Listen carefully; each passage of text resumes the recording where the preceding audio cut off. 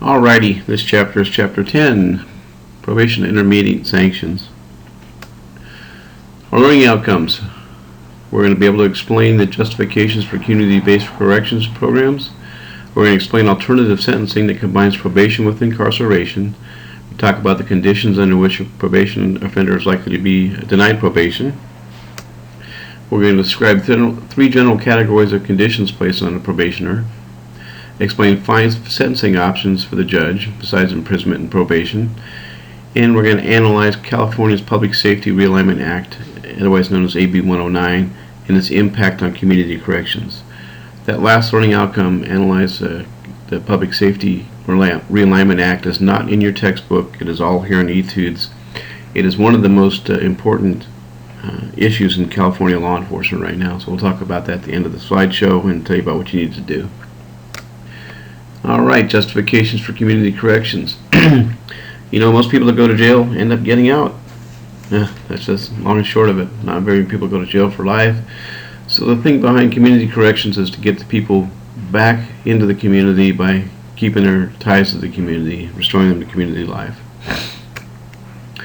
Justifications for community-based corrections. Reintegration, diversion, and it's a lower cost alternative. Reintegration means getting that person back into the community so they don't keep offending and they don't go back to jail for continued criminal behavior. Diversion, it diverts those that are qualified away from the prison jail system, and in the next chapter we're going to talk about the prison jail system, but it keeps them out of the system and into more intermediate sanctions. It's better for society. We'll discuss that in a few minutes. And it's low cost. It is very expensive to send somebody to jail or prison, and it costs us a lot of money. About 10% of our budget in California is spent sending people to prisons or jails. That's a lot of things we could spend on education, maybe lowering your tuition, paying for your books, or paying for people to go to jail. Probation. What is probation? Well, it's a convicted offender and they serve their sentence in the community rather than the jail, under the supervision of the court or a probation officer for a designated period of time. And it's the most common form of punishment in the United States. That'll be a test question you might see later on. What is the most common form of punishment in the United States? That would be probation. Alright, as you see by the slide here, about 21% of the people are in prison, about 11% are in jail, about 11% in parole, but 57% on probation. Now, parole is a result of prison. In other words, you go to prison first, you get out, then they send you to parole. Whereas probation either comes after jail or in lieu of jail. So prison and parole are tied together, probation and jail are tied together.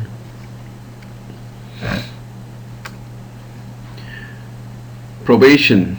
In traditional probation, the offender agrees to a contract basically with the court, and gets some certain terms of probation. And the benefits to them are they don't have to go to jail, and it's usually shorter than a prison term. In other words, you might get a 2-year prison term, but you might get a shorter probation term. Sometimes it's longer, but a lot of times it's shorter. So we'll talk about some of the provisions of that contract in a minute here. Explain the alternative sentencing that combines probation with incarceration. Some of the sentencing choices they have are suspended sentence. That means they sentence you to, say, 2 years in prison, but they suspend the sentence as long as you finish up your probation, as long as you stay out of trouble, whatever provisions they put upon your probation. It could be everything from avoid criminal behavior, to not drinking alcohol, to not doing drugs, to going to anger management, to getting a job, to drive license and insured. A split sentence. That's where you do some time in jail and then some time in probation. So maybe a year in jail and 2 years probation. You'll see that. Shock incarceration. That's where they put you in jail and it's like a boot camp or something like that. That's mainly with juveniles. You very seldom see that with adults. It's mainly with juveniles. And intermittent incarceration. Very, very, very common in California. That's where you go to jail for a while. Like during the week, you go to work, but then on weekends you go into jail, or you go to work during the day, then you get off, and at night you go to the jail. That's intermittent incarceration. There's a difference between that and house arrest. We'll talk about house arrest in a few minutes. Let's see, what are some of the conditions you might not get probation? Well, if you're convicted of multiple charges, and not likely. You know what? It's from those people that they want to make sure that you're behaving yourself, and if you've done multiple crimes, you're probably not behaving yourself on a regular basis. Maybe you go out and you commit a crime while already on probation or parole. Not a good idea. If they let you go and say if you behave yourself and then you don't behave yourself, guess what? Go back to jail. If you have 2 or more prior convictions, again, past behavior is the best predictor of future behavior. So if you're a criminal, lifelong criminal, why put you on probation? It's not going to help you any. Or if you injure the victim, not a good idea either. Or use weapons. Use guns, knives, stuff like that. You're going to end up in jail. You're not going to get probation. Now they can put you whatever, they can impose whatever sanctions they feel are appropriate for you during the probation. Like I said, it can be anything from maintain employment, to paying your bills, to staying sober, to avoiding drugs, to going to treatment programs, to going to anger management programs, all kinds of different of things they put you on. Example, drunk driving. You're going to have to go to AA meetings, you're going to have to go to alcohol school, you're probably going to have to get an ignition interlock device, which means you have to blow into a little tube before you can start your car. Those are all common for drunk drivings. The 3 general categories of conditions, I'll talk about those here. Standard conditions, those are ones that are placed on all probationers. Usually it's something like stay out of trouble. Don't go out and get another violation while you're on probation. Punitive, those are things such as you got to pay fines, you got to do community service, stuff like that. Punitive. And then treatment conditions, again, that's usually DUI or drug related. In California, if you get a drug arrest, more than likely you're going to end up in drug court, which means some kind of a treatment program. Don't worry about that one. Explain 3 stages of probation revocation. How does your probation get revoked? Well, obviously a new crime. You go out and commit a new crime while on probation, not likely you're going to stay on probation. A technical violation. One I used to see all the time was don't drink alcohol, and we'll find the person either drunk driving or getting in a fight and they've got alcohol in their system, something like that. They'll have a hearing for you. At the hearing they'll revoke your probation, and then they'll sentence you to whatever. Usually it's already set what's going to happen if you violate your probation. Every once in a while they'll let you go back on probation again, depending on the seriousness of it.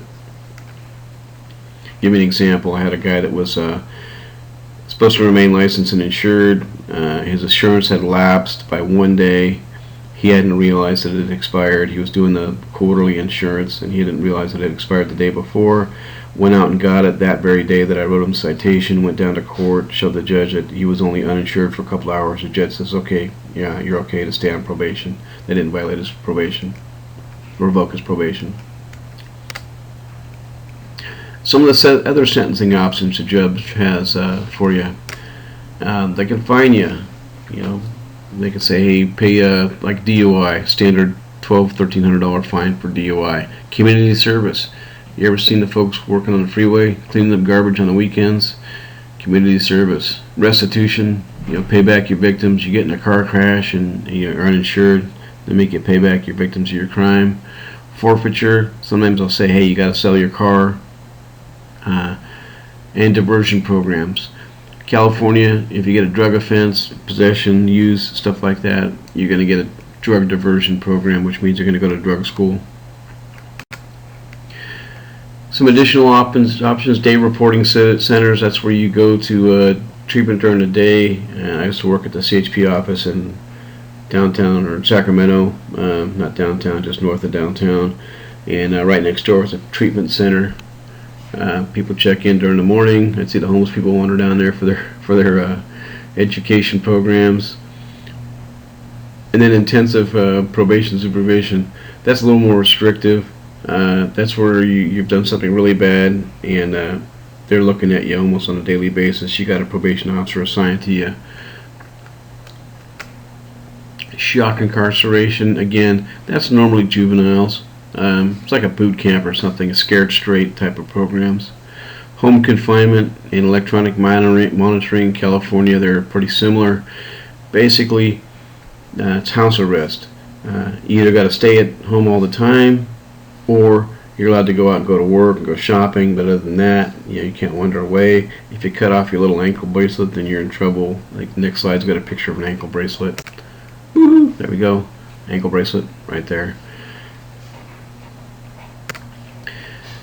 Home monitoring, usually there's a curfew. Get home by 6 o'clock. Don't leave until 8 o'clock in the morning, something like that. Again, home detention, home incarceration depends on whether you're going to leave or whether you have to stay at home all the time. What are the unintended consequences of community corrections? They call it the paradox. They say that the more you watch people, the more you're going to catch them. Well, that's absolutely true. If I keep watching more and more people, I'm going to catch them doing crime. So if you're under close supervision by the court, things that you might get away with on a daily basis are not going to happen if they're watching you. A lot of times as a police officer, you might be working a beat. You'll know which people are on probation or parole. You'll see them and go, oh, I know that guy. He's on probation from the last time I arrested him for domestic abuse or whatever. California Realignment Act. That is the California Public Safety Realignment Act, otherwise known as AB 109. And I want you to analyze this Public Safety Act and its impact on community corrections. In a nutshell, several years back, I think it was 2008. You'll hear about this in the video you're going to watch. The prisons were overcrowded. They were sitting at about 186% of capacity. There was people sleeping in gymnasiums on bunk beds, 3 to a cell, stuff like that. And the inmates sued using the one tool they could, saying cruel and unusual punishment because we weren't getting our medical treatment the way they could. And with jails running at that capacity, they could not treat them as they should. And so they sued, and the federal government said, yeah, you're right. And they ordered California to reduce the prison population down to about 110%. They tried a number of things, and one of the things they came up with this California realignment, AB 109. Basically what it said is, on nonviolent offenders, you're not going to go to prison. And there's been a lot of controversy about that, because it's the last violation is nonviolent. So in other words, you can have a car theft where you crash something, you can have a robbery, and then your last offense is, say, burglary, where you go into a store and shoplift with a prior, which makes it a burglary. You're not going to go to prison on that. You're going to go to community corrections. Most likely it's going to be county jail or on one of those release programs I described earlier. Anyway, it is one of the hottest topics in law enforcement right now. There's training they give all over the place for law enforcement officers how to deal with all the extra offenders that are coming back into our communities. Crime rate is going up. It's starting to skyrocket again in California. What I need you to do is watch the video I've got here on eTudes. Watch the video on AB 109. It's a KQED, which is a public safety station up in the Bay Area. It's a special they did. It's about half an hour long. Probably want to watch it on a computer rather than a cell phone because it takes a lot of time and data to watch it.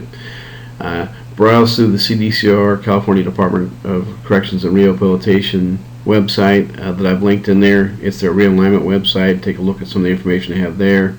And I've also got a 2-page or 3-page, maybe 4-page fact sheet that I've got linked in there too. It's a PDF, talks about California Department of CDCR's version of realignment and how they feel that it's hasn't impacted the society. Ask any local police chief; they're gonna argue with you differently.